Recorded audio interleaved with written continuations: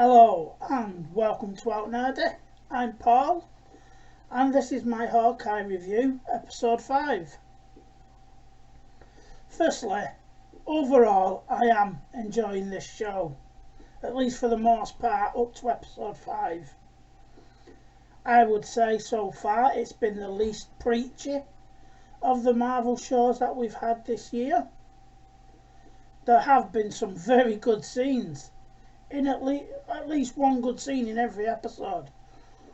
So even though I pan it a lot, in my eyes it's justified because I'm trying to give it an even shot. You know, it's reviewing it. It's not my fault that Disney keep putting in things that I don't like. Anyway, so episode 5, on to the beginning. So we open up and it's some kind of mop-up operation from the Black Widow film. They go to,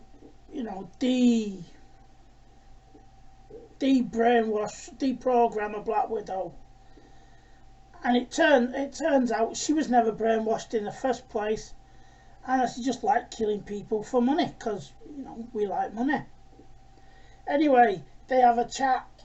And then Yelena goes to the bathroom and she's snapped away by Thanos, only to come back in what is now 2023. So I guess Spider-Man's also set in that current timeline, unless stated in yesterday's film I didn't see. So now we go to the end of the last episode as Clint tells Kate to, bugger off home because it's got far too dangerous and far too real, because obviously now someone's hired the Black Widows. So off she goes back home, very upset, as you can imagine. Her hero's just told her to do one, and she bumps into her mum and they have a chat and she warns her about Jack. It's not too bad at this point, it's quite heartfelt, no dramas. Mum ends up phoning the police over Jack and she tells Kate to go get things from the burnt out apartment. And once she gets there, she's interrupted by Yelena making mac and cheese, and they have quite a girly chat. And they have a girly chat. She tells Kate Bishop all about Kate Bishop. Oh, and now she wants to kill Hawkeye, because the writer hates him and keeps describing him as the love child of Hitler and Stalin. They never have... Hawkeye don't have a good word to say about himself. Now, this scene is awful, not just because it's a bit poorly written, but it's ruined by that god-awful attempt of a Russian accent. I don't recall it being so bad in the Black Widow film, so maybe she just didn't say as much as I thought, but it's awful.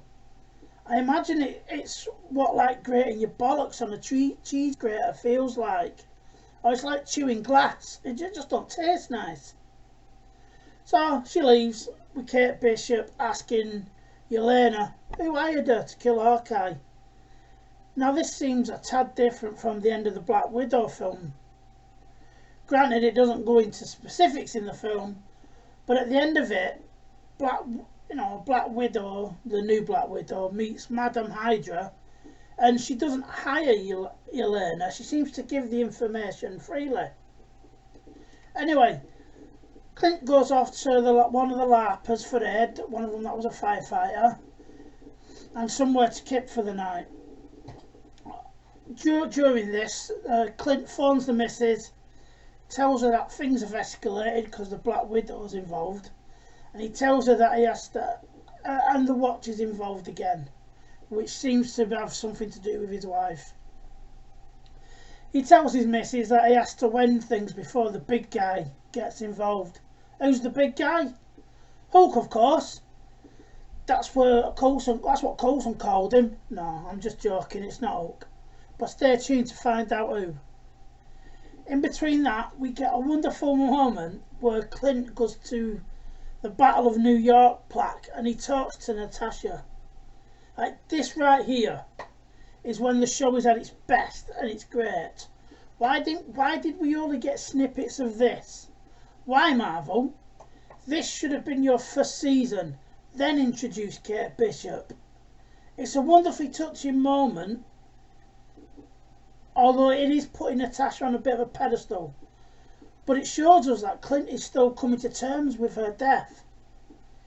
He opens up with, "I really need to speak to you," and then he asks her for forgiveness for what he has to do.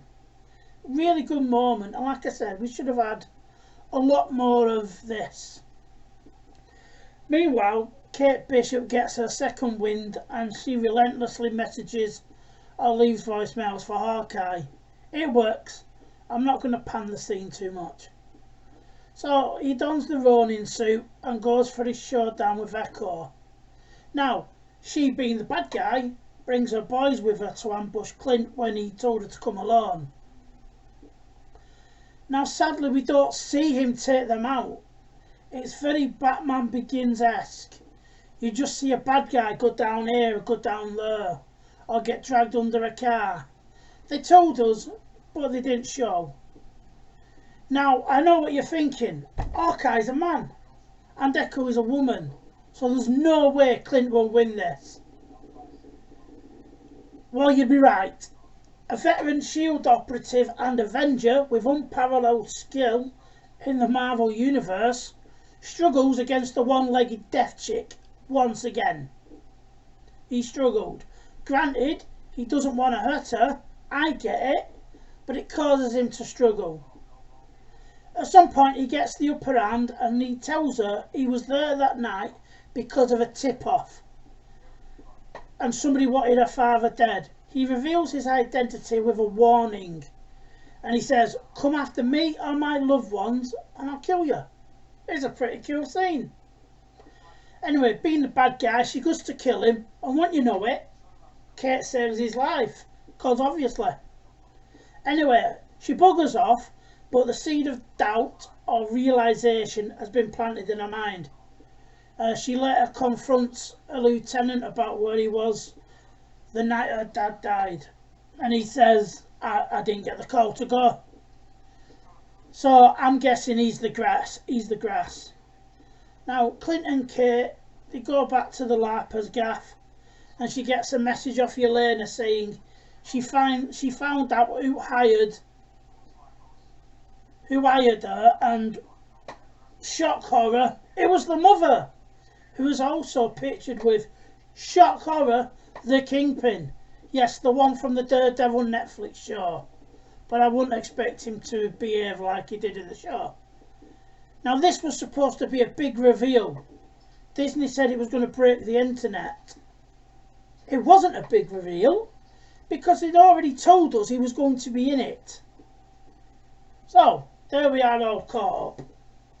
Now in most of these Disney Plus shows there seems to have been a theme as the big bad as rather than actual bad guy. In one division it was grief, that's the reason she imprisoned the whole town. In the BLM show, Falcon and Winter Soldier, it was racial injustice and poverty, perhaps. I have no idea about Loki, because I tapped out on episode 2. This show's theme seems to be about how your sins catch up with you, or at least that you can't move on until you've dealt with the past. To be honest, I prefer my shows not to have metaphors or messaging. I just want entertaining.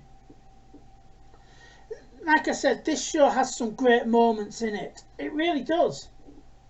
It's just I personally don't care about Kate Bishop.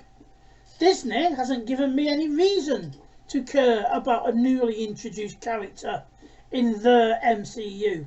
Not the comics, the MCU. I'm here for Clint, and I suspect many others are. And when we do get him, it is a good show. It's a very good show. Anyway, that's all for now. Follow me on social media under Out Nerdy, and I will see you again. Ta-ra for now.